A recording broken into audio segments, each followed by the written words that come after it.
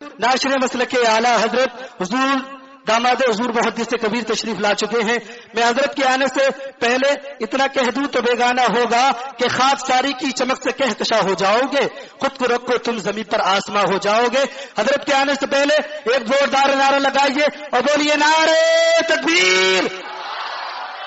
ابھی کچھ حضرات خاموش ہیں، وہ حضرات بول جائیں تو بہت اچھا ہوگا، پروگرام کی رونق میں اضافہ ہو جائے گا. بولیے نعرہ تکبیر، نعرہ رسالت، نعرہ غوثیت، مسلک اعلیٰ حضرت، فیضان اعلیٰ حضرت، فیضان تاج الشریعہ، فیضان حضور صدر الشریعہ، فیضان حضور صدر الشریعہ، داماد حضور محدث کبیر، داماد حضور محدث کبیر، حضرت علامہ و مولانا مفتی شاہد رضا صاحب قبلہ رضوی وہ مائک پر آئیں اور ہم سامعین کے قلوب کو منور و مجلہ فرمائیں. رضائے مصطفیٰ کانفرنس بنام جشن امام اعظم و جشن شب برات. جماعت رضائے مصطفیٰ برانچ جے پور.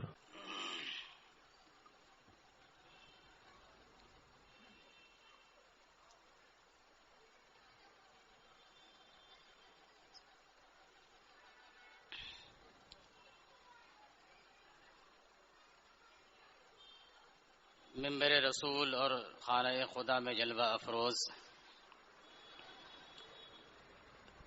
مقتدر موقر علماء ملت اسلامیہ، بالخصوص نبیر حضور صدر الشریعہ شہزادہ حضور محدث کبیر حضرت علامہ مفتی ابو یوسف محمد اظہری قادری، برادران اہل سنت، السلام علیکم ورحمۃ اللہ تعالی وبرکاتہ.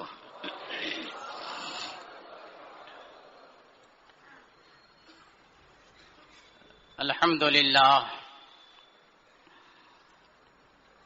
للہ الذی کفا والصلاة والسلام علی عباده الذین اصطفى، لا سیما علی سیدنا وسندنا وسید الانبیاء محمد المصطفى وعلى آلہ المجتبى واصحابہ المرتضى، اما بعد، فاعوذ باللہ من الشیطان الرجیم، بسم اللہ الرحمن الرحیم. ربنا وابعث فیہم رسولا منہم یتلو علیہم آیاتک وَيُعَلِّمُهُمُ الْكِتَابَ وَالْحِكْمَةَ وَيُزَكِّيهِمْ إِنَّكَ أَنْتَ الْعَزِيزُ الْحَكِيمُ. آمنت باللہ، صدق اللہ مولانا العظیم وصدق رسولہ النبی الامین الکریم، ونحن على ذلك لمن الشاہدین والشاکرین والحمد للہ رب العالمین.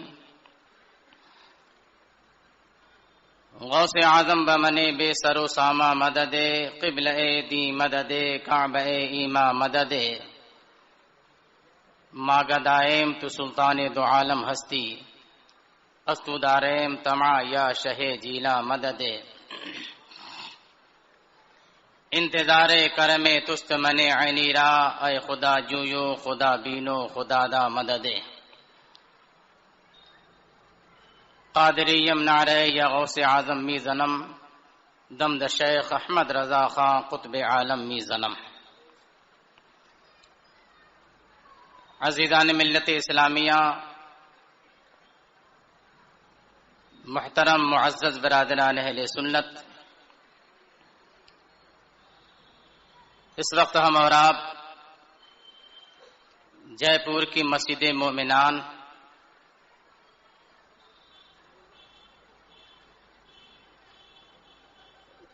میں سیدنا امام اعظم ابو حنیفہ رضی اللہ تعالی عنہ اور شب براءت کے فضائل و مناقب کے عنوان سے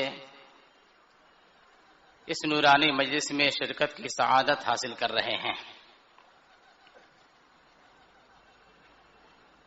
اللہ تبارک و تعالی ہماری اور آپ کی سب کی حاضری قبول فرمائے اور اس بابرکت شب نورانی محفل کے صدقے میں اللہ تبارک و تعالی آنے والی تمام مصیبتوں کو، پریشانیوں کو ہم سے رفع فرما دیں۔ تھوڑی ہی دیر کے بعد عالم اسلام کی وہ عبقری اور عظیم المرتبہ شخصیت جلوہ افروز ہوگی،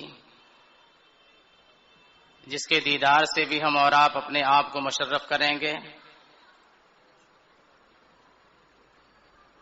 اور جن کی بارگاہ جود و عطا کا معاملہ یہ ہے کہ ان کی بارگاہ سے عوام کم، بلکہ ان کی بارگاہ میں علماء کشکول گدائی ہمیشہ لیے دوڑتے رہتے ہیں۔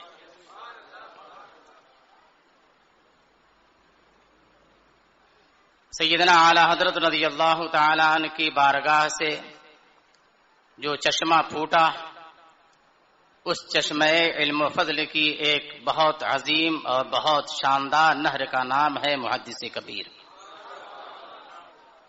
انشاءاللہ اس چشمہ فیض سے آپ بھی مستفیض ہوں گے، بس تھوڑا سا صبر کر لیجئے، اور کچھ باتیں جو عرض کی جا رہی ہیں اسے آپ حضرات سماعت کر لیں۔ لیکن آپ کتنے بیدار ہیں، میں ذرا سا کچھ چند اشعار پڑھ کر کے میں آپ کی بیداری کا جائزہ بھی لوں گا، اور جائزہ اس لیے لوں گا کہ آپ بیدار ہو جائیں گے تو فائدہ آپ کا ہوگا۔ ایک بہت عظیم ہستی سے آپ کو فیوز و برکات حاصل کرنے ہیں، اس لیے ذرا محبت کے ساتھ بارگاہ سارد مآب صلی اللہ علیہ وسلم میں آئیے پورا مجمع مل کر کے اپنی محبتوں اور عقیدتوں کا اظہار درود و سلام کی شکل میں کرے۔ بلند آواز سے پڑھیں اللہم صلی علی سیدنا و مولانا محمد وعلی آل سیدنا و مولانا محمد معدن الجود والکرم منبع العلم والحلم والحکم وآلہ واصحابہ وبارک وسلم صلاۃ و سلاما علیک یا سیدی یا رسول اللہ صلی اللہ تعالی علیہ وسلم۔ ایک نعت پاک کی چند اشعار۔ ابھی اڑیسہ کی سرزمین پر ایک پروگرام میں حضرت نے، حضور محدث کبیر نے ایک جملہ ارشاد فرمایا تھا، جو غلام مصطفیٰ ہے اس کا بیڑا پار ہے۔ تو اسی کو میں نے اپنے مطلع کا مصرع اول بنا لیا اور چند اشعار اسی پر میں نے عرض کیے، سماعت فرما لیں آپ حضرات۔ علماء کرام اصلاح کی نظر سے توجہ دیں گے۔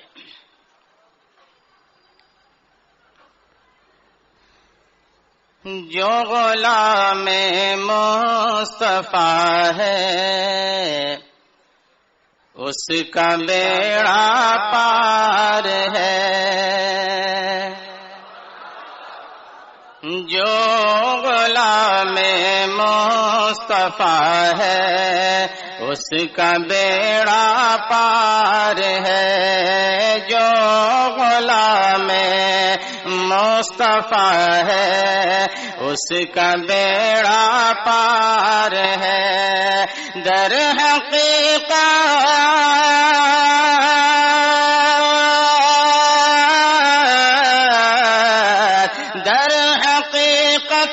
اس کی جانب رحمت غفار ہے، در حقیقت اس کی جانب رحمت غفار ہے، جو غلام مصطفیٰ ہے اس کا بیڑا پار ہے۔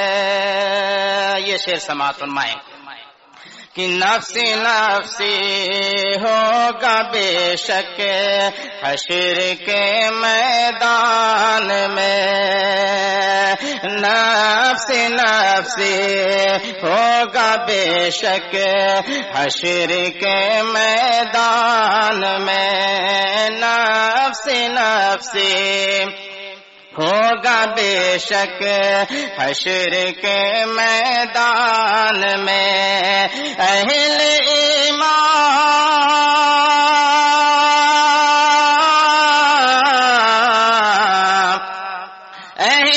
ایمان کے لیے وہ مصطفیٰ بازار ہے، اہل ایمان مصطفیٰ بازار ہے، اور شان اقدس میں نبی کے جو بھی گستاخی کرے، شان اقدس میں نبی کے جو بھی گستاخی کرے، بالیقین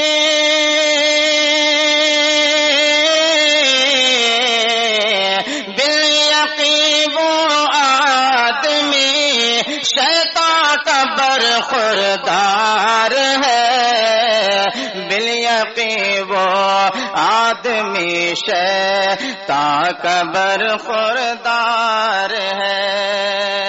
اور ابھی آپ نے چند روز پہلے ایک رافضی شیعہ مردود کے حوالے سے سنا کہ اس نے قرآن عظیم پر اور اس کی عظمت پر اس نے حملہ کیا۔ اس کے تعلق سے یہ شعر سماعت فرما لیں کہ عظمت قرآن پر کیا حرف لائے گا وسیم۔ اس کا نام وسیم رضوی ہے۔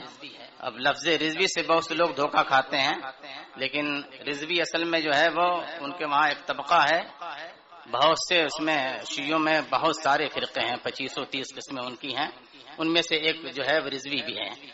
تو رضوی سے دھوکہ نہیں کھانا چاہیے، بہرحال وہ مردود ہے۔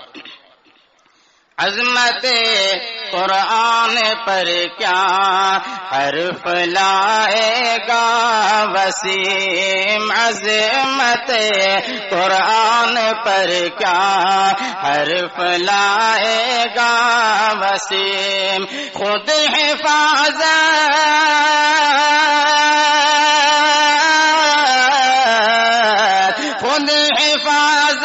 کا خدا پاک ذمہ دار ہے، خود حفاظت کا خدا پاک ذمہ دار ہے، خود حفاظت کا خدا پاک ذمہ دار ہے۔ اور بدر کے میدان کا ایک معجزہ سماعت فرما لیں کہ بدر کے میدان میں ٹہنی جو کاشا کو دی،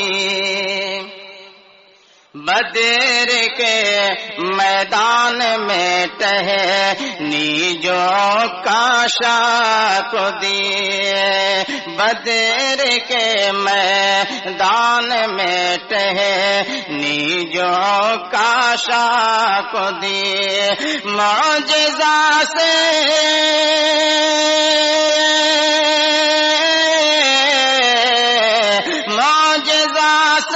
آپ کے وہ تیز تر تلوار ہے، سبحان اللہ سبحان اللہ، زندہ باد۔ معجزہ سے آپ کے وہ تیز تر تلوار ہے۔ اور آج کے اجلاس کا یہ ایک پیغام سماعت کریں اور اسے ہمیشہ کے لیے آپ اپنے دل کے کونے میں مضبوطی کے ساتھ باندھ لیں انشاءاللہ۔ مسلک احمد رضا پہ تم اگر قائم رہے، یہ صرف جو ہے پیغام ہی نہیں بلکہ ایک ضمانت میں دے رہا ہوں۔ بے شک مسلک احمد رضا پہ تم اگر قائم رہے، مسلک احمد رضا پہ تم اگر قائم رہے، مسلک احمد رضا پہ تم اگر قائم رہے، قبر تیرے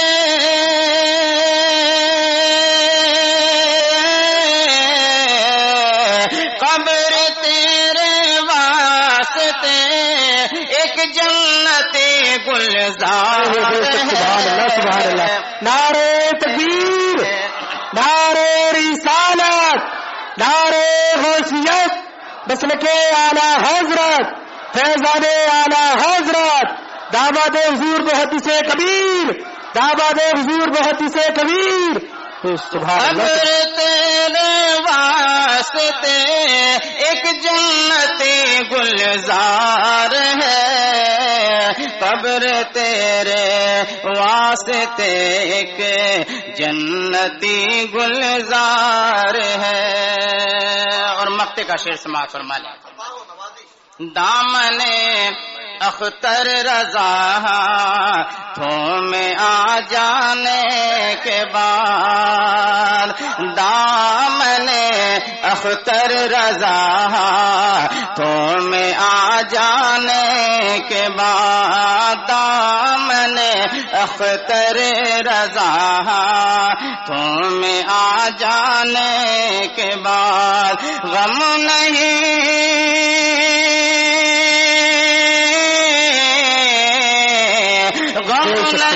شاہد رضا کو اس کا بیڑا پار ہے، غم نہیں شاہد رضا کو اس کا بیڑا پار ہے. بلند آواز سے درود شریف پڑھ لیجیے. اللہم صلی علی سیدنا مولانا محمد معدن الجود والکرم منبع العلم والحلم والحکم وآلہ واصحابہ وبارک وسلم. صلاة و سلاما علیک یا سیدی یا رسول اللہ صلی اللہ تعالی علیہ وسلم. رضائے مصطفیٰ کانفرنس بنام جشن امام اعظم و جشن شب برات. جماعت رضائے مصطفیٰ برانچ جے پور. اللہ تبارک و تعالی کے حکم سے جب حضرت سیدنا ابراہیم خلیل اللہ علی نبینا علیہ الصلاۃ والتسلیم نے خانہ کعبہ کی تعمیری سرگرمیاں مکمل کر لیں، خانہ کعبہ کا کنسٹرکشن جب پورا ہو گیا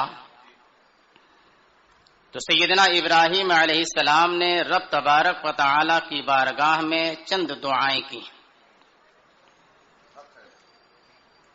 اس میں سے ایک دعا یہ تھی، ربنا وابعث فیہم رسولا منہم یتلو علیہم آیاتک. اے اللہ، اس قوم میں ایک عظیم الشان رسول مبعوث فرما جو ان پر تیری نشانیوں اور آیتوں کی تلاوت کرے. وَيُعَلِّمُهُمُ الْكِتَابَ وَالْحِكْمَةَ، اور انہیں کتاب اور حکمت کی تعلیم دے. وَيُزَكِّيهِمْ، اور انہیں خوب پاک اور ستھرا فرما دے. اِنَّكَ أَنْتَ الْعَزِيزُ الْحَكِيمُ، اے اللہ تو ہی غالب حکمت والا ہے. اللہ تبارک و تعالی کی بارگاہ میں سیدنا ابراہیم علیہ السلام کی یہ دعا مقبول ہوئی. اسی لیے میرے آقا سید کائنات صلی اللہ علیہ وسلم اپنے بارے میں ارشاد فرماتے ہیں کہ میں بشارت عیسیٰ اور دعائے ابراہیم ہوں.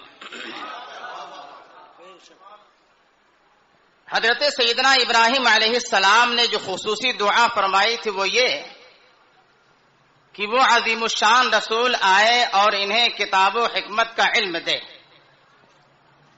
ایسے ماحول میں رسول گرامی وقار صلی اللہ تعالی علیہ وسلم مکے کی سرزمین پر تشریف لاتے ہیں.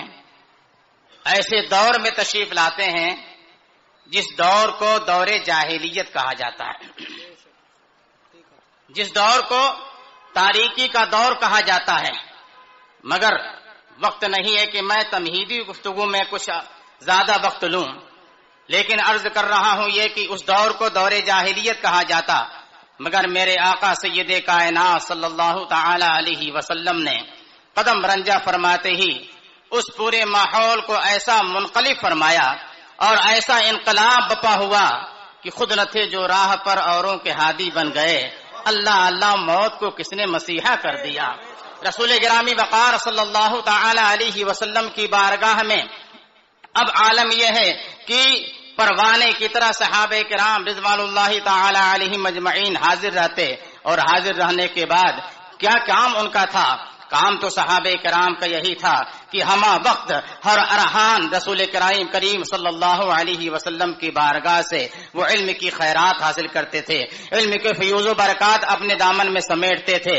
اب عالم یہ ہو گیا ہے کہ رسول گرامی وقار صلی اللہ علیہ وسلم کی بارگاہ میں جب صحابہ کرام حاضر ہیں اور علم حاصل کر رہے ہیں تو صحابیات کو ان پر رشک آنے لگا، صحابیات پر ان پر رشک آنے لگا، اور ایک ڈیلیگیشن صحابیات کا، ایک قافلہ صحابیات کا میرے آقا سید کائنات صلی اللہ علیہ وسلم کی بارگاہ میں حاضر ہوتا ہے، اور وہ صحابیات وہ عورتیں عرض کرتی ہیں یا رسول اللہ صلی اللہ تعالی علیہ وسلم، آپ کی بارگاہ میں مرد صحابہ ہر دم حاضر رہتے ہیں اور ہر دم آپ کی بارگاہ سے علم کی خیرات حاصل کرتے ہیں، ان کے پاس علم کی دولت زیادہ آ جائے گی۔ اللہ اکبر! اس زمانے میں سبقت لے جانے کا مزاج کیا تھا؟ اس زمانے میں ایک دوسرے پر آگے بڑھ جانے کا آدمی کا مزاج اور آدمی کا دماغ کیا تھا، آدمی کی سوچ اور فکر کیا تھی کہ یہ لوگ علم میں آگے بڑھ جائیں گے۔ یا رسول اللہ، ہمارے لیے بھی کوئی وقت متعین کیا جائے، ہمارے لیے بھی کوئی وقت ایسا منتخب فرما دیا جائے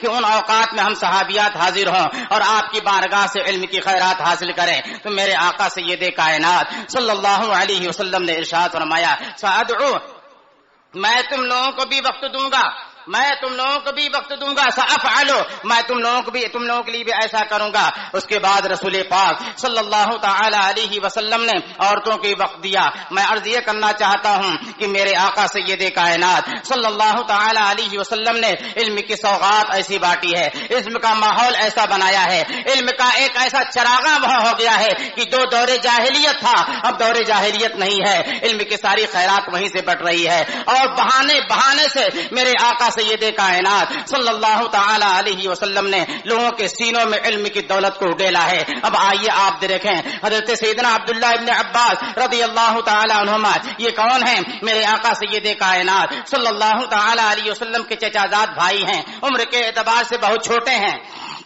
ایک مرتبہ ایسا ہوتا ہے کہ میرے آقا سید کائنات صلی اللہ تعالی علیہ وسلم وضو کے لیے استنجے کے لیے تشریف لے گئے ہیں، میرے آقا ادھر استنجے سے فارغ ہو رہے ہیں اور ادھر حضرت سیدنا عبداللہ ابن عباس رضی اللہ تعالی عنہما ان کے لیے وضو کے لیے پانی رکھ رہے ہیں۔ میرے آقا جب تشریف لائے تو ارشاد فرماتے ہیں پانی کس نے رکھا ہے؟ تو عرض کی گئی کہ عبداللہ ابن عباس نے رکھا ہے۔ میرے آقا سید کائنات صلی اللہ تعالی علیہ وسلم کا دست نبوت مولا کی بارگاہ میں اڑتا ہے اور ارشاد فرماتے ہیں پروردگار عالم اسے کتاب و حکمت کا علم سکھا دے، قرآن کی تعویل کا علم اسے کے سینے میں اڈال دے۔ میرے آقا صلی اللہ علیہ وسلم نے ابن عباس کے لیے دعا فرما دی۔ اب اس کے بعد معاملہ کیا ہے؟ سیدنا عبداللہ ابن عباس رضی اللہ تعالی عنہما کے علم کا معاملہ یہ ہے کہ وہ اپنے علم کے بارے میں یہ خود اعتراف فرماتے ہیں اور وہ اس کا اقرار کرتے ہیں، اعلان کرتے ہیں، لو اضاع لی اقال بعیر لوجدته فی کتاب اللہ، اگر میرے اونٹ چرانے کی رسی گم ہو جائے، جس کو اونٹ چرانے میں باندھا جاتا ہے، وہ رسی اگر گم ہو جائے تو میں کہیں اور اسے تلاش نہ کروں گا۔ لو اقال لی اقال بعیر لو اضاع لی اقال بعیر لوجدته فی کتاب اللہ، اگر اونٹ چرانے کی رسی میری گم ہو جائے تو میں اللہ کی کتاب قرآن عظیم سے تلاش کر لوں گا۔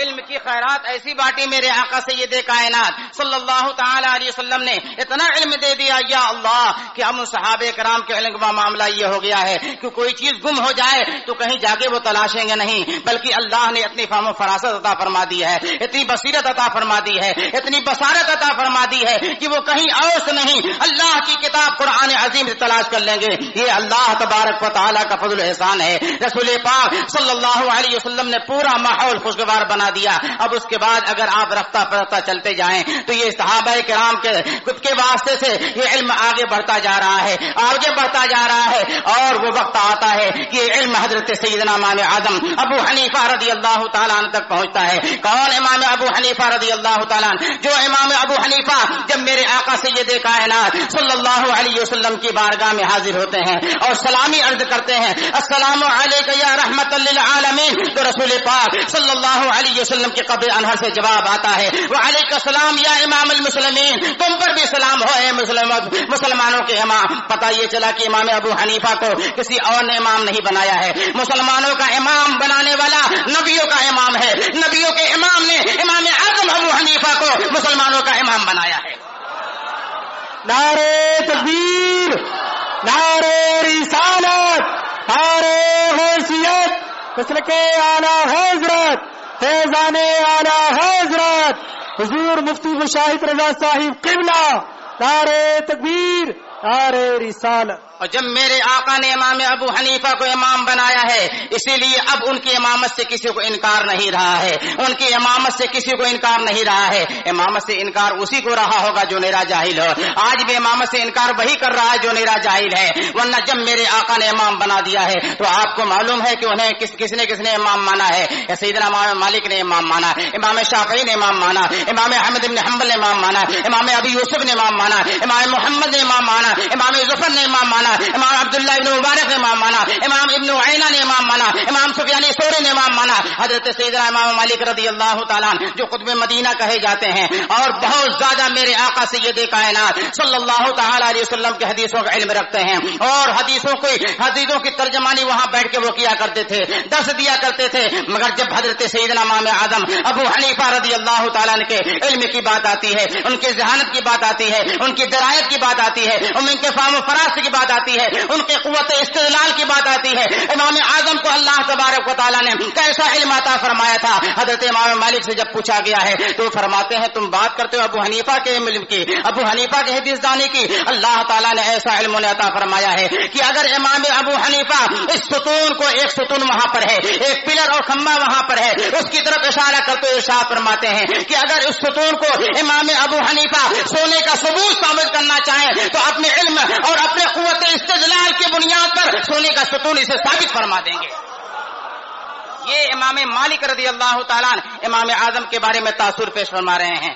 اب میں آپ سے ایک چیز صرف سمجھانے کے طور پر کہہ رہا ہوں کہ یہ مسجد ماشاءاللہ الحمدللہ بہت خوبصورت بنی ہوئی ہے، لیکن اس مسجد کی خوبصورتی، اس کے نقش و نگار اور اس کی تعمیری جتنی خوبیاں ہیں، اگر آپ کسی اناڑی آدمی کو پکڑ کے لے آؤ اور اس سے پوچھو کہ اس میں کتنی خوبیاں ہیں اور کتنی خامیاں ہیں تو وہ کیا بتائے گا۔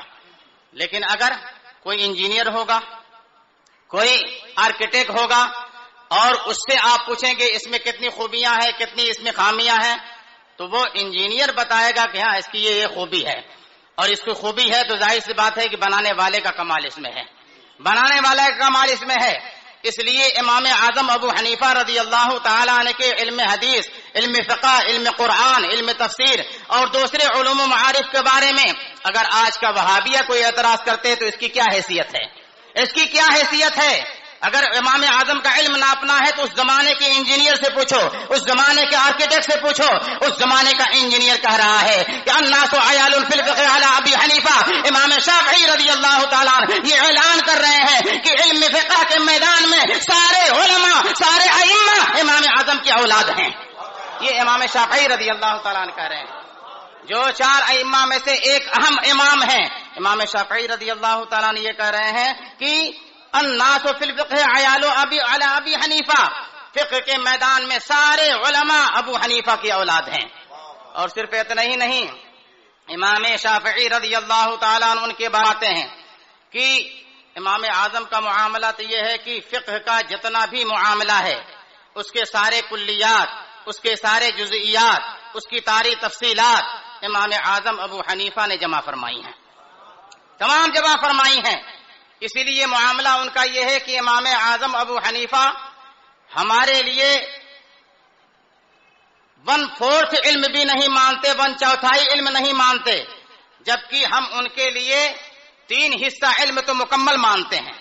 یعنی علم کے 4 حصے کیے جائے تو فرماتے ہیں کہ 3 حصہ علم مکمل ان کا ہے، کوئی اس میں شریک نہیں ہے، اور 1 حصہ وہ ہے جس میں سارے فقہا شریک ہیں۔ مگر جب دلائل کی بات آتی ہے تو امام اعظم کہتے ہیں وہ 1 حصہ بھی تمہارے پاس نہیں ہے، وہ بھی ہمارے ہی پاس ہے۔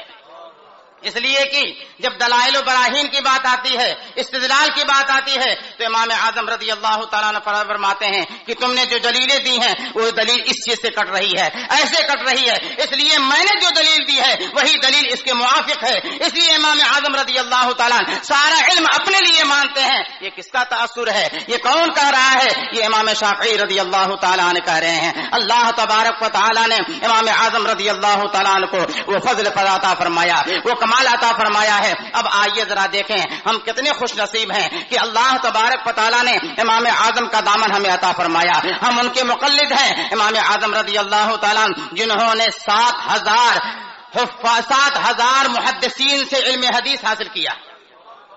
7,000 مشائخین حدیث سے علم حدیث حاصل کیا ہے. لیکن آج آپ جو ہے غیر مقلدین وہابیوں کے پاس جائیے اور وہ لوگ اپنی کتابوں میں اپنے بیانوں میں یہ کہتے ہیں امام ابو حنیفہ کو صرف 70 حدیثیں یاد تھیں. معاذ اللہ، امام ابو حنیفہ کو صرف 70 حدیثیں یاد تھیں. میں پوچھنا چاہتا ہوں کہ اگر امام اعظم نے 7,000 مشائخین حدیث سے علم حدیث حاصل کیا اور ایک شیخ سے ایک حدیث بھی اگر آپ جوڑو گے، کند ذہن طالب علم ایک حدیث تو یاد کر لے گا نا. اگر ایک حدیث بھی آپ دیکھیں تو 7,000 مشائخین میں 7,000 حدیث تو یوں ہی ہو گئی. 7,000 حدیث تو یوں ہی ہو گئی. لیکن امام اعظم کے حدیث کا معاملہ کیا ہے آپ دیکھیے. حضرت سیدنا امام عامش رضی اللہ تعالی عنہ جو آپ کے استاد حدیث ہیں، جن کی بارگاہ میں حضرت سیدنا امام اعظم رضی اللہ تعالی عنہ جا کر کے علم حدیث حاصل کر رہے ہیں، حدیث کا علم لے رہے ہیں. ایک موقع ایسا آتا ہے کہ حضرت سیدنا امام عامش رضی اللہ تعالی عنہ کی بارگاہ میں تقریباً 100 سوالات آ گئے. 100 سوالات آ گئے. پرچہ ان کے سامنے رکھ دیا گیا. حضرت سیدنا امام عامش رضی اللہ تعالیٰ عنہ ایک ایک سوال کو پڑھتے جا رہے ہیں اور ہر ایک سوال کو پڑھنے کے بعد کہتے ہیں لا عالم، میں نہیں جانتا، اس کا جواب میں نہیں جانتا، اس کا جواب میں نہیں جانتا. اس سے کیا مزاج ملتا ہے؟ اس سے مزاج یہ ملتا ہے کہ علم کا ایک حصہ یہ ہے کہ اگر آدمی کو جواب نہ معلوم ہو تو کہہ دے لا عالم. عالم وہی ہے کہ اگر اسے قرآن و حدیث کے تفصیلات کی روشنی میں جواب اسے حتمی نہیں معلوم ہے تو عالم وہی ہے کہ وہ کہہ دے لا عالم میں نہیں جانتا. لیکن آج معاملہ یہ ہے کہ کوئی بھی سوال لے آؤ، جواب تو میں دے ہی دوں گا. یہی وجہ ہے کہ قوم بے راہ ہو گئی ہے، قوم صراط مستقیم سے ہٹتی جا رہی ہے. وجہ یہ ہے. اور ہمارے اکابرین، ہمارے اسلاف کا معاملہ یہ تھا کہ اگر جواب معلوم ہوتا تھا تو وہ جواب دیتے تھے، اور اگر جواب معلوم نہیں ہوتا تھا تو کسی اپنے بڑے کی طرف رجوع کرنے کے لیے آپ حکم فرما دیا کرتے تھے. میں عرض یہ کر رہا تھا کہ امام عامش کی بارگاہ میں یہ سارے سوالات آئے اور آپ نے سارے جوابات کے بارے میں ارشاد فرما دیا کہ میں نہیں جانتا. امام اعظم ابو حنیفہ رضی اللہ تعالیٰ عنہ بڑے ادب و احترام کے ساتھ آگے بڑھتے ہیں اور آگے بڑھنے کے بعد عرض کرتے ہیں حضور اگر اجازت ہو تو میں ان سوالوں پر ایک نظر دوڑاؤں، ان سوالوں کو میں دیکھوں. سوال دے دیا گیا.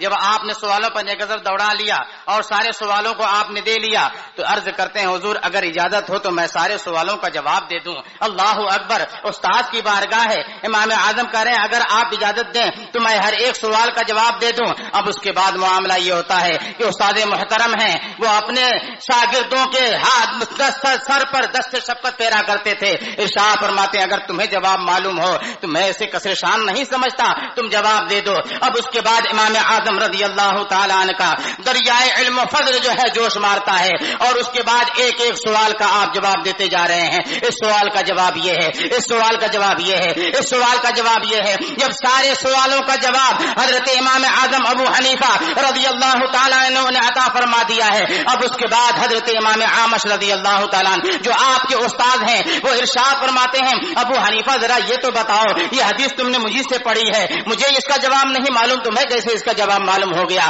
عرض کرتے ہیں حضور معاملہ یہ ہے کہ فلاں دن آپ نے فلاں حدیث مجھے پڑھائی تھی اور اس حدیث سے یہ مسئلہ مستخرج ہوتا ہے، اس حدیث سے یہ مسئلہ مستنبط ہوتا ہے، فلاں حدیث سے میں نے فلاں مسئلہ نکالا، فلاں حدیث سے فلاں مسئلہ نکالا، فلاں حدیث سے فلاں مسئلہ نکالا. حضرت امام احمد جو آپ کے استاد ہیں ارشاد فرماتے ہیں یا معاشر الفقہاء انتم الاطباء ونحن الصیادلہ، اے فقیہوں کی جماعت تم لوگ تو ڈاکٹر ہو اور ہم لوگ صرف فارمیسی اور میڈیکل اسٹور والے ہیں. انتم الاطباء، تم لوگ ڈاکٹر ہو، ڈاکٹر دوا بھی رکھتا ہے اور دوا تجویز بھی کرتا ہے، مرض کو بھی پہچانتا ہے، مرض کے مطابق دوا بھی دیتا ہے. تو تم لوگوں کا معاملہ یہ ہے کہ تم نے تو حدیث بھی حاصل کی ہے اور حدیث سے مسئلہ کون سا نکلتا ہے وہ بھی تم نے حاصل کر لیا. اور ہمارا معاملہ یہ ہے کہ ہم میڈیکل اسٹور کھول کے بیٹھے ہوئے ہیں، صرف دوائیں لینے والا دوا لے کے آتا ہے دوا لینے کے لیے، ہم اسے دوا دیتے ہیں. یا معاشر الفقہاء انتم الاطباء ونحن الصیادلہ، اے فقیہوں کی جماعت، تم لوگ ڈاکٹر ہو اور ہم لوگ فارمیسی والے ہیں. یہ استاد حدیث آپ کے بارے میں ارشاد فرماتے ہیں. استاد حدیث کا یہ معاملہ سیدنا امام اعظم ابو حنیفہ رضی اللہ تعالیٰ نے کا ہے. اللہ تعالیٰ نے کیسا آپ کو علم عطا فرمایا تھا. ایک مرتبہ حضرت سیدنا قتادہ رضی اللہ تعالیٰ جو بہت بڑے محدث بھی ہیں، جو بہت بڑے مفسر بھی ہیں، ایک مرتبہ ان کا جانا ہوا کوفہ کی سرزمین پر. کوفہ آپ آج محرم کے بیان میں سنتے ہوں گے کہ وہ لوگ بہت بے وفا تھے، لیکن کوفہ علم و فضل کا گہوارہ تھا، علم و فضل کا گہوارہ تھا. رسول پاک صلی اللہ تعالی علیہ وسلم کے اجلہ صحابہ کرام کی نگاہ خاص کوفے کی سرزمین پر تھی. اسی لیے جب آپ حضرت سیدنا امام بخاری رضی اللہ تعالیٰ عنہ کے حالات پڑھیں گے اور ان کی زندگی کا مطالعہ کریں گے تو امام بخاری رضی اللہ تعالیٰ عنہ کا ذہن تو یہ تھا کہ لاکھوں حدیثیں بالترتیب ان کو یاد تھیں، کوئی ترتیب میں بھی فرق نہیں کر سکتا تھا اور اسماء الرجال میں بھی کوئی فرق نہیں کر سکتا تھا. لیکن حضور شارح بخاری ان کے بارے میں لکھتے ہیں کہ حضرت امام بخاری اور مقام پر گئے، بصرہ گئے، شام گئے اور دوسرے مقام پر گئے تو کتنی مرتبہ گئے، انہوں نے اس مرتبہ کو لکھا، استادات کو لکھا. مگر جب کوفہ تشریف لے گئے ہیں تو امام بخاری کہتے ہیں مجھے یاد نہیں ہے کہ میں کتنی مرتبہ کوفہ گیا ہوں، مجھے یاد نہیں ہے میں کتنی مرتبہ کوفہ گیا ہوں. تو کوفہ کس لیے گئے تھے؟ سیر و تفریح کرنے کے لیے، وہاں کوئی عجائبات ہے اس کو دیکھنے کے لیے نہیں. عجائبات نبوی میں سے علم نبوی صلی اللہ علیہ وسلم کی خیرات وہاں بڑھتی تھی، وہی حاصل کرنے کے لیے جاتے تھے. اس لیے حضرت سیدنا قتادہ رضی اللہ تعالیٰ عنہ جو کوفہ تشریف لائے، وہاں کے علماء فقہاء اور لوگوں کو، عوام کو اکٹھا کیا اور اکٹھا کرنے کے بعد آپ نے ارشاد فرمایا کہ تم میں سے جس کسی کو جو بھی سوال کرنا ہے وہ مجھ سے سوال کرے، میں جواب دوں گا. ایسا اعلان کون کر سکتا ہے؟ آج کے زمانے میں سوائے محدث کبیر کے اور کون کر سکتا ہے؟ آج کے زمانے میں سوائے محدث کبیر کون کر سکتا ہے؟ اس لیے کہ دیکھنے میں یہ ان کا سینہ ہے، لیکن حقیقت میں جو ہے وہ علم کا بالکل ایک سوتا ہے، سرچشمہ ہے. تو جس کے پاس اتنا علم ہوگا وہی سوال کر سکتا ہے، اس طرح سے اعلان کر سکتا ہے. جیسے اللہ تبارک و تعالیٰ نے رسول پاک صلی اللہ علیہ وسلم کو مختار کائنات بنایا، اس لیے میرے آقا نے جس صحابی سے فرمایا سل ما شئت، جو چاہو مانگو، اس لیے کہ مالک کونین ہیں، گو پاس کچھ رکھتے نہیں، دو جہاں کی نعمتیں ہیں ان کے خالی ہاتھ میں. تو جس کے پاس ہوتا ہے وہی بولتا ہے جو چاہو مانگو. حضرت قتادہ کہہ رہے ہیں جو چاہو سوال کرو میں جواب دوں گا. اب اتنا تو کہہ دیا. اسی مجمع میں حضرت سیدنا امام اعظم ابو حنیفہ رضی اللہ تعالیٰ عنہ، ہمارا مقتدی اعظم بھی موجود ہے. ہمارا مقتدی آگے بڑھتا ہے.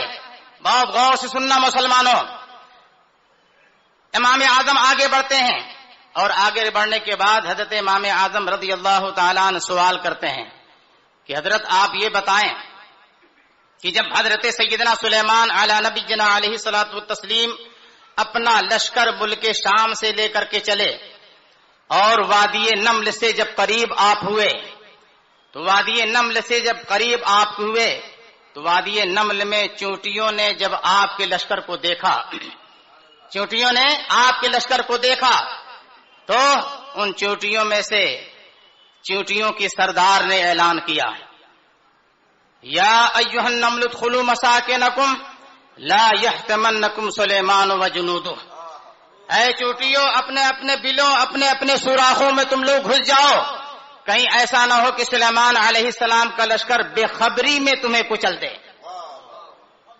اللہ والے کبھی جان بوجھ کر کے خطا نہیں کرتے ہیں، جان بوجھ کر کے خطا نہیں ہوتی ہے. لا یحطمنکم سلیمان وجنودہ، میرے امام احمد رضا ترجمہ جو کرتے ہیں کہیں ایسا نہ ہو کہ سلیمان علیہ السلام کا لشکر بے خبری میں تمہیں کچل دے. چونٹیوں کے سردار نے یہ اعلان کیا تو حضرت سیدنا امام اعظم رضی اللہ تعالیٰ عنہ ارشاد فرماتے ہیں کہ اے حضرت قتادہ آپ یہ بتائیں کہ جس چونٹی نے یہ اعلان کیا تھا وہ چونٹی مؤنث تھی یا مذکر تھی؟ بے شک سائنس بہت ترقی کر گئی ہے، کیا وہ بتا سکتی ہے چونٹی کون سی مذکر ہے کون سی مؤنث ہے؟ بے شک بتا سکتی ہے؟ سائنس کیا ہے؟ سائنس تو ہمارے علماء کرام کے در کی بھکارن ہے۔ بے شک زندہ باد زندہ باد۔ وہ تو جو دنیا کے پیچھے بھاگتے ہیں وہ سمجھتے ہیں یہ سائنس۔ سائنس کو دیکھنا ہو، سائنس مڈلا رہی ہے امام احمد رضا کی بارگاہ میں۔ مٹی کے اقسام جب آپ کرتے ہوئے نظر آ رہے ہیں، سائنس ملاتی ہوئی نظر آ رہی ہے۔ پانی کی جب قسمیں کرتے ہوئے نظر آتے ہیں، سائنس قدم بوسی کرتی ہوئی نظر آتی ہے۔ اس لیے علماء سے قریب ہو تمہیں معلوم ہوگا امام احمد رضا یہ امام اعظم کا ایک پرتو ہیں، اور ان کے فقہ حنفی کے یہاں پر ناشر ہے امام احمد رضا۔ جب ان کا جواب نہیں ہے تو امام اعظم کا جواب کہاں سے لاؤ؟ امام اعظم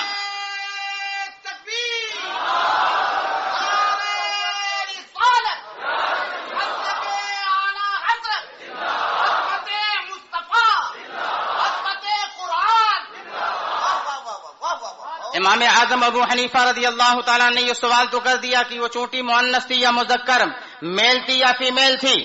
حضرت قتادہ رضی اللہ تعالیٰ عنہ ان کو جواب ہی نہیں معلوم، ان کو جواب نہیں معلوم۔ اب اس کے بعد کہتے ہیں ابو حنیفہ مجھے تو اس کا جواب نہیں آتا، تم نے ایسا سوال کیا اس کا جواب تو مجھے نہیں معلوم، اس لیے کہ چونٹی کے بارے میں کون یہ علم رکھتا ہے؟ تو کہتے ہیں اگر آپ کو معلوم ہے تو آپ ہی بتا دیجئے۔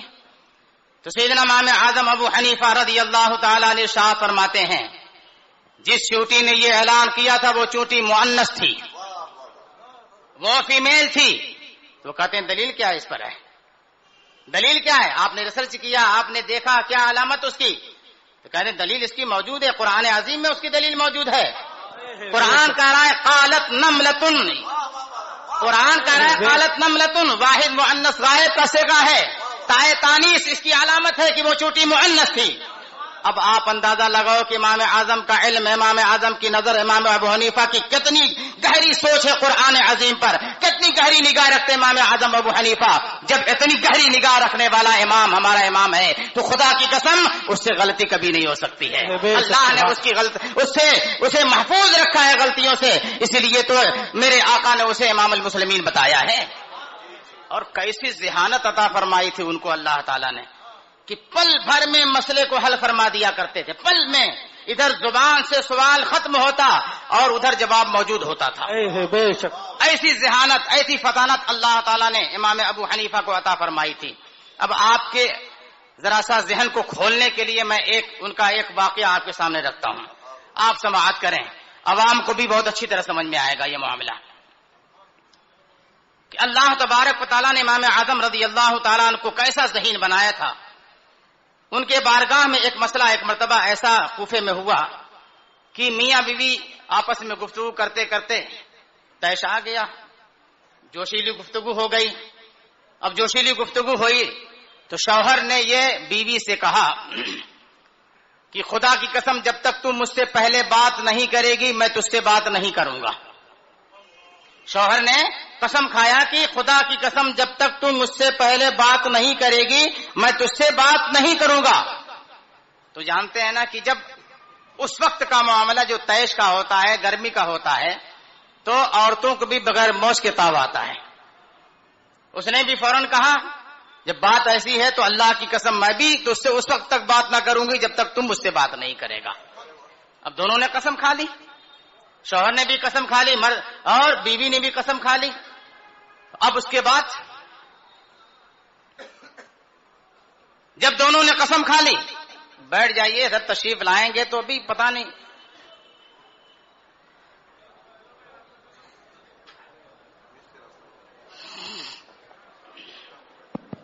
سبھی حضرات 20 میں سے راستہ کر دیں، صرف آپ حضرات وہیں رہیں، 20 سے صرف راستہ بنا دیں۔ اور کوئی بھی حضرات دو رویا آپ ادب و احترام کے ساتھ کھڑے ہو جائیے، دو رویا دو صف ہو کر کے آپ 20 میں صرف راستہ بنا دیں اور مسافہ نہ کریں، ادب و احترام کے ساتھ آپ ہاتھ بات کر کے حضرت کی زیارت کریں۔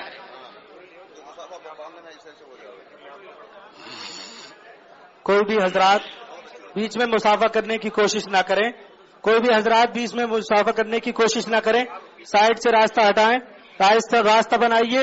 بولیے نعرے تکبیر, نعرے رسالت, نعرے غوثیت, مسلک اعلی حضرت, فیضان اعلی حضرت, فیضان حضور صدر الشریعہ, فیضان تاج الشریعہ, فیضان حضور مفتی اعظم ہند, فیضان حضور مفتی اعظم ہند, حضور سیدی سرکار محدث کبیر, حضور سیدی سرکار محدث کبیر. کوئی بھی حضرات بیچ میں آنے کی کوشش نہ کریں, مسافہ کرنے کی کوشش نہ کریں, حضرت کو آنے دیا جائے. کوئی بھی حضرات آنے کی کوشش نہ کریں, کوئی بھی حضرات آگے بڑھنے کی کوشش نہ کریں, حضرت کو آنے دیا جائے. جو حضرات جہاں کھڑے ہیں وہیں پر بیٹھ جائیں, آگے نہ آئیں.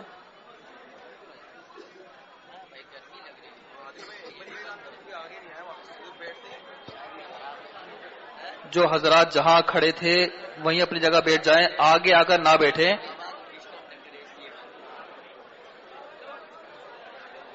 حضرت کو آسانی کے ساتھ آگے آنے کے لیے راستہ دے دیں.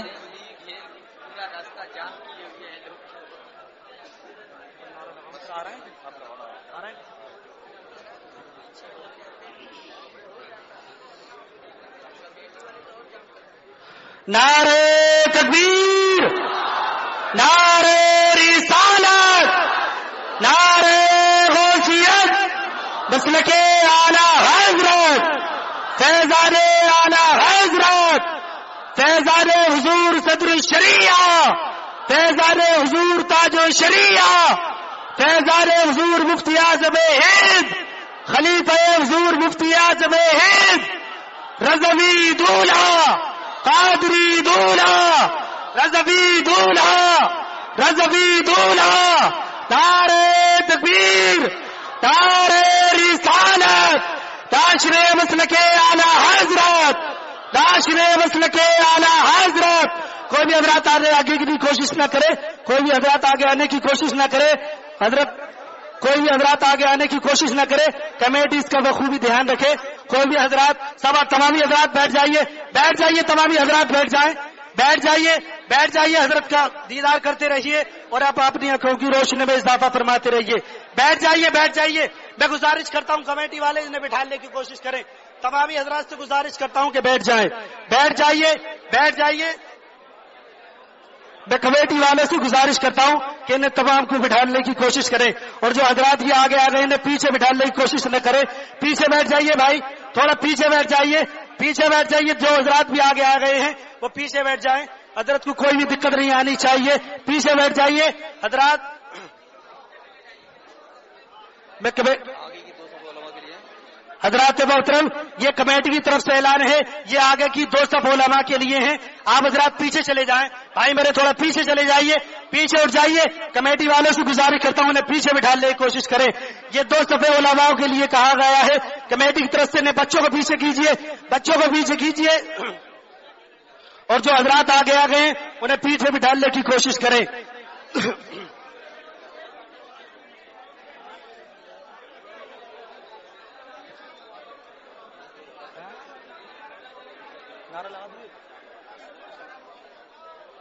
شور شرابہ کرنے کی کوشش نہ کریں, بیٹھ جائیے, سکون کے ساتھ بیٹھ جائیے. حضرت کا بھی خطاب بھی ہونا ہے, بیٹھ جائیے, بیٹھ جائیے. میں گزارش کرتا ہوں بیٹھ جائیے, بیٹھ جائیے. جو اعلیٰ حضرت سے محبت کرتے ہیں وہ ضرور بیٹھے گا, جو حضور محدث کبیر سے محبت کرتے ہیں وہ ضرور بیٹھے گا, ضرور بیٹھے گا. میں سمجھتا ہوں دعویٰ جھوٹا رہے گا اگر آپ حضرات بیٹھنے کی کوشش نہ کریں گے. تو بیٹھ جائیے, بیٹھ جائیے. میں گزارش کرتا ہوں بیٹھ جائیے, اور جو بھی حضرات آ گئے انہیں پیچھے کرنے کی کوشش کریں. بیٹھ جائیے, بیٹھ جائیے. میں یہ گزارش کرتا ہوں.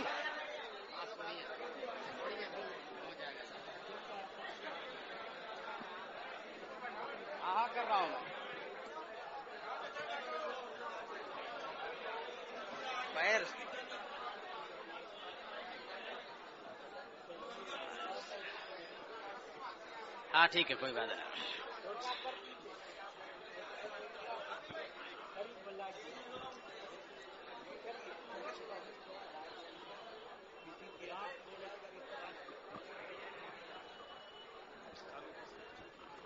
کو ایسے کر لیجیے بس ٹھیک ہے. رضائے مصطفیٰ کانفرنس بنام جشن امام اعظم و جشن شب برات. جماعت رضائے مصطفیٰ برانچ جے پور. درود شریف پڑھیے آپ لوگ. اللہم صلی علی سیدنا و مولانا محمد. آواز بڑھائیے ذرا صاحب, آواز لوگوں کی. اللہم صلی علی سیدنا و مولانا محمد معدن الجود والکرم وآلہ و اصحابہ وبارک وسلم صلاۃ و سلاما علیک یا سیدی یا رسول اللہ صلی اللہ تعالی علیہ وسلم. دیکھیے یہ اللہ کا گھر ہے, مسجد ہے یہ, اس کا احترام ہم سب کے اوپر لازم اور ضروری ہے. اس لیے آپ کسی میدان میں نہیں بیٹھے ہیں کہ اس طریقے سے بلا خوف ایک دم کوئی بھی آواز آپ نکالیں, اور اس کے ادب و احترام کے ساتھ ساتھ پورے دنیا کی ایک آواز ہے سوشل ڈسٹینسنگ. تو ہم تو یہ نہیں کر رہے ہیں کہ آپ سوشل ڈسٹینسنگ بنائیے, لیکن کم از کم میرے عزیز جو آپ ویڈیوگرافی کر رہے ہو نا, اس سے آپ پہلے ڈیلیٹ کر لو. یہ مسلک اعلی حضرت کا ذمہ دار اسٹیج ہے, یہاں فتوے اور مسئلے سے مذاق نہیں کیا جاتا ہے, آپ اسے ڈیلیٹ کرو. کوئی بھی حضرات ویڈیو بنانے کی کوشش نہ کرے, موبائلوں کو نیچے رکھ لیں, بس موبائلوں کو نیچے رکھ. درود شریف پڑھیے. اللہم صلی علی سیدنا و مولانا محمد وعلی آل سیدنا و مولانا محمد معدن الجود والکرم وآلہ و اصحابہ وبارک وسلم صلاۃ و سلام علیک یا سیدی یا رسول اللہ صلی اللہ تعالی علیہ وسلم. میں کھڑا ہوں تب تو بولوں گا میں.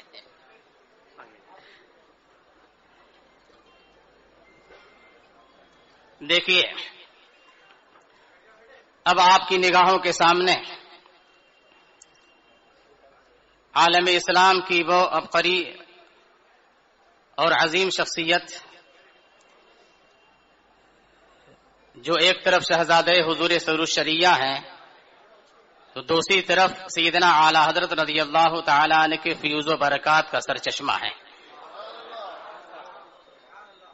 اس لیے اگر آپ کو سرکار اعلی حضرت حضور حجت الاسلام سرکار مفتی اعظم اور حضور تاج الشریعہ کے فیوز و برکات لوٹنے ہیں تو ادب و احترام کے ساتھ اپنے آنکھوں کا پیمانہ ادھر آپ بڑھائیے اور محبت کے ساتھ اپنے دامن میں سمیٹیے. آپ حضرات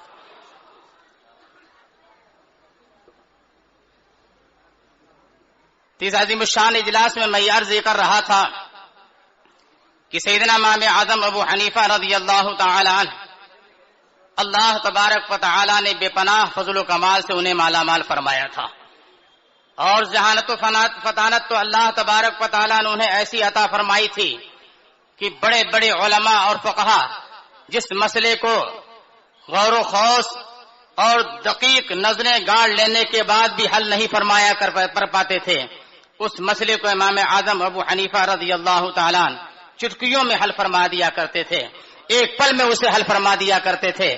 اس سلسلے میں ان کے ذہانت و فطانت کی ایک مثال میں آپ کے سامنے رکھ رہا تھا کہ انہی کے شہر کوفہ میں دو میاں بیوی کے درمیان یہ مسئلہ ہوا کہ شوہر نے یہ قسم کھائی کہ اگر جب تک تم مجھ سے بات نہیں کرے گی خدا کی قسم میں تجھ سے بات نہ کروں گا.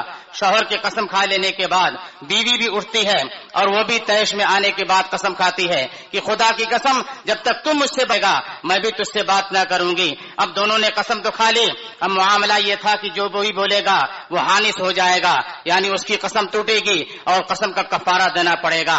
آج کی دولت کی ریل پل نہیں تھی کہ آدمی کے پاس پیسہ ہوتا تھا یا آدمی مسائل دنیا سے بالکل بیگانہ ہوا کرتا تھا کہ وہ تعزیرات پہ تعزیرات کیا جائے اور اسے گناہوں کی کوئی فکر نہ ہو. لوگوں کو اس وقت گناہ کے معاملے میں جب گناہ کر لیا کرتے تھے تو افسوس بھی ہوا کرتا تھا, اور پھر اس کے بعد معاملہ یہ تھا کہ خشیت ان کے دل میں تھی, اللہ تبارک و تعالیٰ کا خوف ان کے دل میں تھا کہ اگر ایسا ہوا تو اس پر یہ تعزیر ہوگا, اس پر یہ تعزیر ہوگی, اس پر یہ حکم عائد ہو جائے گا, یہ مجھے کفارہ دینا پڑے گا اور میرے پاس وہ موجود نہیں ہے. اس لیے معاملہ اب یہاں پہ پہنچا کہ دونوں نے قسم کھا لی, اور قسم کھانے کے بعد معاملہ یہ ہوا کہ معاملہ جب ٹھنڈا ہوتا ہے اور دونوں جب نرمی کے ماحول میں ایک نارمل ماحول میں آتے ہیں تو آپ دونوں سوچنے مجبور ہوتے ہیں کہ اس نے بھی قسم کھا لی ہے, میں نے بھی قسم کھا لی ہے, اب بات کس طریقے سے ہو. معاملہ میاں بیوی کا ہے, اس لیے دونوں نے یہ آپس میں اپنے طور پر سوچ لیا کہ چلیں حضرت سیدنا سفیان ثوری رضی اللہ تعالیٰ عنہ کی بارگاہ میں حاضر دیں اور ان کی بارگاہ میں چل کر کے یہ مسئلہ رکھیں. ان کی بارگاہ میں دونوں حاضر ہوتے ہیں اور حاضر ہونے کے بعد شوہر نے مسئلے کو رکھا. حضور معاملہ یہ ہے کہ میں نے قسم کھا لی اپنی بیوی سے کہ جب تک تم مجھ سے بات نہیں کرے گی پہلے میں تجھ سے بات نہیں کروں گا, اور میرے قسم کھا لینے کے بعد اس نے بھی یہ قسم کھا لی ہے کہ جب تک تم مجھ سے نہیں بولے گا میں تم سے نہیں بولوں گی. حضرت سیدنا امام سفیان ثوری رضی اللہ تعالیٰ نے جواب دیا کہ تم میں سے کسی ایک کو اپنی قسم توڑنی پڑے گی اور کفارہ دینا پڑے گا. جو پہلے کوئی بولے گا اس کی قسم ٹوٹے گی اور اسے کفارہ دینا پڑے گا, اور اس طریقے سے تم میاں بیوی آپس میں گفتگو کرنا شروع کر دو گے. ان دونوں کی گفتگو ہو جائے گی. وہ وہاں سے بڑے پزمردہ اور مرجھائے ہوئے افسردگی کے ساتھ وہاں سے آ رہے تھے. دل میں یہ سوچا کہ امام اعظم ابو حنیفہ رضی اللہ تعالیٰ عنہ کا کاشانہ حنفیت یہیں پر ہے, چلے ان کی بارگاہ میں ذرا حاضری دے لیں اور ان سے بھی یہ مسئلہ دریافت کر لیتے ہیں. جب یہ لوگ حضرت سیدنا امام اعظم ابو حنیفہ رضی اللہ تعالیٰ عنہ کی بارگاہ میں پہنچے اور سیدنا امام اعظم ابو حنیفہ کی بارگاہ میں پہنچنے کے بعد اب اپنا مسئلہ رکھ رہے ہیں. حضور معاملہ یہ ہو گیا ہے, ہم یہ قضیہ لے کے آپ کی بارگاہ میں آئے ہیں کہ میں نے قسم یہ کھا لی ہے کہ جب تک کوئی مجھ سے بات نہیں کرے گی میں تجھ سے بات نہیں کروں گا, اور اس نے بھی پلٹ کر قسم کھا لی ہے کہ جب تک تم مجھ سے بولے گا نہیں خدا کی قسم میں بھی تجھ سے نہ بولوں گی. حضور معاملہ یہ ہے کہ ہمارے پاس اتنا تو نہیں ہے کہ ہم قسم توڑیں اور کفارہ دیں. اس مسئلے کا حل کیا نکل سکتا ہے؟ امام اعظم ابو حنیفہ رضی اللہ تعالیٰ نے دونوں کی باتوں کو سننے کے بعد ارشاد فرمایا, جاؤ میاں بیوی آپس میں بات کرو, کسی کی قسم نہیں ٹوٹی اور کسی کو کفارہ نہیں دینا پڑے گا, کسی کو کفارہ نہیں دینا پڑے گا. اب وہ لوگ تو خوشی میں مگن مچلتے ہوئے اچلتے ہوئے بجائے گھر جانے کے حضرت سیدنا امام سفیان ثوری رضی اللہ تعالیٰ عنہ کی بارگاہ میں گئے اور وہاں جانے کے بعد کہتے ہیں آپ نے مسئلہ تو ہمیں یہ بتایا تھا کہ کسی ایک کی قسم ٹوٹے گی اور کسی ایک کو کفارہ دینا پڑے گا, تب تم لوگوں کی آپس کی گفتگو شروع ہو پائے گی. لیکن ہم لوگ امام ابو حنیفہ کی بارگاہ میں گئے تو انہوں نے کہا کہ کسی کی قسم نہیں ٹوٹے گی اور تم لوگ آپس میں گفتگو کرو. انہوں نے ہمیں گفتگو کرنے کی اجازت دے دی ہے, بات کرنے کی ہمیں اجازت دے دی ہے. حضرت امام سفیان ثوری رضی اللہ تعالیٰ نے کہتے ہیں امام ابو حنیفہ غلط مسئلہ بتاتے ہیں, تم لوگ اس بات کی شہادت دو گے, تم لوگ اس بات کی گواہی دو گے. انہوں نے یہ مسئلہ بتایا ہے, انہوں نے کہا ہم چلتے ہیں اس بات کی گواہی اور شہادت پیش کریں گے. لیکن امام سفیان ثوری رضی اللہ تعالیٰ نے امام اعظم ابو حنیفہ کی بارگاہ میں حاضر ہوتے ہیں اور حاضر ہونے کے بعد کہتے ہیں بڑے جوش اور جلال میں تھے, اے امام ابو حنیفہ آپ غلط مسئلہ لوگوں کو بتاتے ہیں. امام اعظم رضی اللہ تعالیٰ نے ارشاد فرماتے ہیں حضور معاملہ کیا ہے, کون سا مسئلہ میں نے غلط بتا دیا ہے؟ ان لوگوں کا مسئلہ آپ نے غلط بتایا ہے, ان میں کسی ایک کو کفارہ دینا پڑے گا, قسم ٹوٹے گی, اور آپ نے فرمایا ہے کہ کسی کو کفارہ دینے کی ضرورت نہیں ہے. حضور معاملہ کیا ہے ذرا مسئلہ تو دریافت کریں. امام ابو حنیفہ کہتے ہیں ذرا ان سے مسئلہ تو دریافت کریں. تو آپ نے فرمایا بولو جی تمہارا مسئلہ کیا ہے؟ شوہر کہتا ہے کہ میں نے اپنی بیوی کے سامنے یہ قسم کھائی کہ خدا کی قسم جب تک تم مجھ سے پہلے بات نہیں کرے گی میں تجھ سے بات نہ کروں گا. ٹھیک ہے, اس کے بعد کا کیا ہوا؟ بیوی نے فوراً کہا اس کے بعد کہ خدا کی قسم جب تک تم مجھ سے بات نہیں کرے گی میں بھی تجھ سے بات نہیں کروں گی. جب تک تم مجھ سے بات نہیں کرے گا پہلے میں بھی تجھ سے بات نہیں کروں گی. تو امام سفیان ثوری کہتے ہیں دیکھیے دونوں نے قسم کھائی, کیسے آپ نے کہا کفارہ نہیں ٹوٹا؟ تو امام اعظم رضی اللہ تعالیٰ نے فرماتے ہیں حضور غور سے سماعت تو فرمائیں. شوہر نے پہلے یہ قسم کھائی کہ خدا کی قسم جب تک تو مجھ سے پہلے بات نہیں کرے گی میں تجھ سے بات نہیں کروں گا, اور شوہر کے قسم کھانے کے بعد ہی تو بیوی اس سے بات کر رہی ہے. جب شوہر کے قسم کھانے کے بعد بیوی ہی بات کر رہی ہے تو اب اس کے بعد اس کی قسم تو پوری ہو گئی اور کسی کی قسم نہیں ٹوٹی. امام سفیان ثوری رضی اللہ تعالیٰ ارشاد فرماتے ہیں ابو حنیفہ جو باتیں سالوں میں ہمارے ذہن میں نہیں آتی ہیں سیکنڈوں میں تمہارے ذہن میں آ جایا کرتی ہیں. یہ ہمارے امام کی شان ہے, یہ ہمارے امام کی شان ہے. امام اعظم ابو حنیفہ رضی اللہ تعالیٰ عنہ کو وہ فطانت اللہ نے عطا فرمائی تھی, وہ ذہانت اللہ تعالیٰ نے عطا فرمائی تھی. لیکن معاملہ یہ تھا کہ جس طریقے سے امام اعظم کے علم کا چرچا تھا اسی طریقے سے اسی تعداد میں امام اعظم کے حاسدین بھی موجود تھے, اور اسی ٹہنی پر پتھر مارا جاتا ہے جس ٹہنی پر پھل لگا ہوا ہوتا ہے. کسی سوکھے اور پتجھڑ سے جس کی پتیاں گر گئی ہوں اس پر کوئی نہ بچہ پتھر پھینکتا ہے نہ کوئی بڑا پتھر پھینکتا ہے, بلکہ اس پر نگاہ بھی نہیں پڑتی ہے, وہ سوکھ رہا ہے سوکھ کے گر جائے گا. تو اس زمانے میں بھی اہل علم سے حسد کیا جاتا تھا اور وہ طریقہ آج بھی چلا آ رہا ہے. اگر میں اسی سلسلے کی ایک کڑی حضور محدث کبیر کو آپ کے سامنے رکھوں، واللہ العظیم اس زمانے میں ان کے شان، ان کے مرتبے علم اور ان کے علم کا کوئی عالم نہیں ہے، لیکن جتنا اس عالم سے حسد کیا جاتا ہے میں سمجھتا ہوں اتنا کسی اور سے حسد نہیں کیا جاتا۔ لیکن الحمدللہ فخر کے ساتھ ہم یہ کہتے ہیں کہ یہ امام اعظم کا صدقہ ہے کہ ان کی بارگاہ میں آنے کے بعد کوئی ایسا مسئلہ نہ تھا جو لا ینحل ہو کے گیا ہو، وہ مسئلہ حل ہوا ہے، اور الحمدللہ قرآن و حدیث کی روشنی میں انہوں نے حل فرمایا ہے۔ اور آج اسی حنفیت کو فروغ دینے والی ایک ذات حضور محدث کبیر مدد اللہ العالی کی ہے کہ جو اپنے کسی بھی نفسانی خواہشات اور اپنے شہرت کے لیے نہیں بلکہ حنفی مسلک کے اعتبار سے ایسا جواب دیتے ہیں کہ سارے مفتیان کرام وہاں پر بونے نظر آتے ہیں۔ اور یہ تو ہم نے ایک بار نہیں، فقہ سے منوروں میں بارہا دیکھا ہے کہ جب سارے مفتیان کرام بحث و مباحثہ کے بعد خاموش ہو جاتے ہیں، اب اس کے بعد سب کی نگاہ اٹھتی ہے حضور محدث کبیر کی طرف کہ حضور اس سلسلے میں کیا فرماتے ہیں، آپ کی رائے کیا ہے، آپ کون سی رائے قائم فرماتے ہیں۔ اور صرف یہ میں ان کی بات نہیں کر رہا ہوں جو آپ کی بارگاہ کے فیض یافتہ ہیں، وہ تو ہیں ہی ہیں، لیکن الحمدللہ ہم نے حضور تاج الشریعہ علی رحمت الرضوان کو بھی دیکھا ہے کہ وہ حضور محدث کبیر کی رائے کے منتظر رہا پر کرتے تھے۔ اور کتنے مسائل ایسے ہیں کہ حضور تاج الشریعہ علی رحمہ نے فرمایا کہ جو حضور محدث کبیر فرماتے ہیں وہی سچ ہے، وہی حق ہے، وہی حق ہے۔ میں نے اس زمانے کی بات کی تھی، اس زمانے کی بات سن لیجئے کہ ایک انجینئر کی خوبی کو سمجھتا ہے۔ 1995 سن 1995 میں بمبئی کی سرزمین پر دارالعلوم محو سبحانی کے جلسہ دستار فضیلت میں حضور سیدی آقائی مولائی تاج الشریعہ رضی اللہ تعالی عنہ بنفس نفیس موجود ہیں، حضور احسن العلماء کے شہزادے سید اشرف میاں صاحب قبلہ وہ بھی موجود ہیں۔ اور اس زمانے میں حضور تاج الشریعہ کا معمول یہ تھا کہ حضور تاج الشریعہ یہ فرمایا کرتے تھے کہ حضور محدث کبیر کی تقریر سے پہلے مجھے اسٹیج پر لے چلو، میں ان کی پوری تقریر سنوں گا۔ یا اللہ، اعلی حضرت کے علم و فضل کا سارا خزانہ ان کے سینے میں موجود، مگر کیا بات ہے کہ ان کا دل جھکا رہتا تھا ادھر، کچھ تو ہے۔ یہ وہی معاملہ تھا جو سرکار اعلی حضرت حضور صدر الشریعہ کا تھا، وہی معاملہ حضور تاج الشریعہ حضور محدث کبیر کا فرمایا کرتے تھے۔ میں خود موجود تھا وہاں پر۔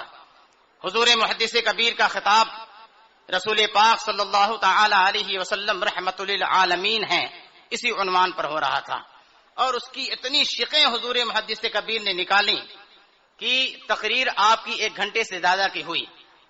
جب تقریر آپ کی مکمل ہو گئی، اب اس کے بعد حضور تاج الشریعہ علی رحمت الرضوان مائک پر تشریف لائے۔ خطبہ پڑھنے کے بعد حضور تاج الشریعہ نے سب سے پہلے جو ارشاد فرمایا وہ یہ کہ حضور محدث کبیر خطاب فرما رہے تھے، مجھے ایسا محسوس ہو رہا تھا کہ جب رسول گرامی وقار صلی اللہ تعالی علیہ وسلم اپنے صحابہ کے درمیان علم کی بوچھار کر رہے تھے، علم کی برسات برسا رہے تھے، تو اس وقت حضور محدث کبیر کی روح نے پہنچ کر کے بھی چند چھیٹے حاصل کر لیے تھے۔ یہ حضور تاج الشریعہ فرماتے ہیں حضور محدث کبیر کے بارے میں۔ اللہ اکبر۔ اس لیے آپ حضرات سے یہ میں گزارش کروں گا کہ آج اختلافی اور فروعی کے نام پر ہمارے درمیان بہت سے اختلاف رونما ہو گئے ہیں، لیکن کیا مرکز سے بھی اختلاف ہو گیا ہے؟ مرکز سے بھی اختلاف ہو گیا ہے۔ ہمارا مرکز کل بھی بریلی تھا، آج بھی بریلی ہے، اور صبح قیامت تک مرکز بریلی ہی رہے گا، صبح قیامت تک مرکز بریلی رہے گا۔ اس لیے جو لوگ بریلی شریف کو مرکز مانتے ہیں وہ بریلی شریف کے موقف کو بھی مانیں گے۔ زبان سے کچھ اور، دل میں کچھ اور، ایسا نہیں۔ اور بریلی شریف مرکز ہے تو بریلی شریف کا موقف بھی اپنانا پڑے گا۔ اور بریلی شریف کا موقف کیا ہے وہ جگ ظاہر ہے، وہ جگ ظاہر ہے۔ آج لوگوں نے فوٹو کے معاملے میں اتنا معاملہ آسان کر دیا ہے، اتنا معاملہ آسان کر دیا ہے کہ اسلاف کی ساری روایتوں کو انہوں نے پس پش ڈال دیا ہے۔ 1400 سال پہلے سے لے کر کے اس زمانے تک بڑے بڑے اجلہ علماء کرام، فقہاء کرام، اصحاب فتویٰ، اصحاب تقویٰ، اصحاب ترجیح، یہ سارے علماء کرام کے درمیان یہ ساری عبارتیں جو آج پیش کی جا رہی ہیں فروعی مسائل کے معاملے میں، ان کی نگاہوں سے نہیں گزری تھی، ضرور گزری تھی، لیکن وہ خود بھی اللہ تبارک و تعالی کی بارگاہ میں اپنے آپ کو متقی و پرہیزگار بنا کے رکھتے تھے، اور عوام اہل سنت کے لیے بھی اس بات کے وہ خواہاں تھے کہ ان کے دلوں میں تقویٰ اور پرہیزگاری موجود رہے، ان کے دلوں میں بھی تقویٰ اور پرہیزگاری موجود رہے۔ اس لیے کبھی انہوں نے عوام کے اعتبار سے مسئلہ نہیں بتایا، پبلک ڈیمانڈ میں مسئلہ نہیں بتایا، ہمیشہ شریعت کو سامنے رکھ کر کے مسئلہ بتایا ہے۔ لیکن آج چند محققین ایسے پیدا ہو گئے ہیں جنہوں نے یہ مزاج ماحول دے دیا عوام کو کہ عوام جہاں چاہتی ہے، وہ یہ بھی نہیں دیکھتی ہے کہ اللہ کا گھر ہے، وہیں ویڈیو کشی کرنا شروع کر دیتی ہے۔ خوف تو کرو، جس گھر کا احترام ضروری ہے۔ آج صرف ان علماء کرام کی نرمی کی بنیاد پر آدمی روضہ رسول اور مواضع اقدس میں جاتا ہے تو اپنی پیٹھ ادھر کر کے سیلفی لے رہا ہے، یہ کس کی دین ہے؟ اس سیلفی لینے والے کی غلطی کم ہے اور ایسے محقق کی غلطی زیادہ ہے جس نے ایسی آزادی دی ہے، جس نے ایسی آزادی دی ہے، ایسی محقق کی غلطی ہے۔ اگر یہ علماء ایسے عوام کو راہ نہ دکھاتے تو وہ ضرور خوف کرتے۔ یا اللہ، وہ دربار جہاں پر جنید و بایزید کا عالم یہ ہے کہ سانس بھی وہ تیز نہیں لیتے ہیں، اس دربار میں آدمی جا کر کے پیٹھ پیچھے کر کے اپنی پیٹھ رسول کرامی وقار کی طرف کر کے وہ سیلفی لے رہا ہے۔ حرم محترم خانہ کعبہ میں جا رہا ہے طواف کرنے کے لیے، طواف کر رہا ہے، سیلفی لے رہا ہے۔ ارے جہاں پر تم برکتیں لوٹنے کے لیے گئے تھے وہاں جا کر تم جو ہے اپنے لوگ باغ کو جو ہے اپنا فوٹو، اپنا ویڈیو دکھا رہے ہو، اسی لیے تم گئے تھے اتنا پیسہ خرچہ کر کے، تو کیا ضرورت ہے خرچہ کر کے اتنا پیسہ جانے کی؟ وہ تو تمہارے گھر پہ بھی موجود ہے، ہر موبائل میں موجود ہے۔ اس لیے میں عوام اہل سنت سے حضور محدث کبیر کی موجودگی میں یہ کہہ دینا چاہتا ہوں، اور اپنے علماء کرام سے بھی بڑے دست بستہ عرض کرتا ہوں کہ آپ فروعی کے نام پر ادھر ادھر نہ جائیں، ہر مسئلے کو آپ بریلی شریف میں جا کر کے تولیں اور اپنے مرکز سے جوڑیں۔ آپ کا مرکز اس بات کی اجازت دیتا ہے تو آپ ضرور کریں، اور آپ کا مرکز اس بات کی اجازت نہیں دیتا ہے تو آپ نہ کریں۔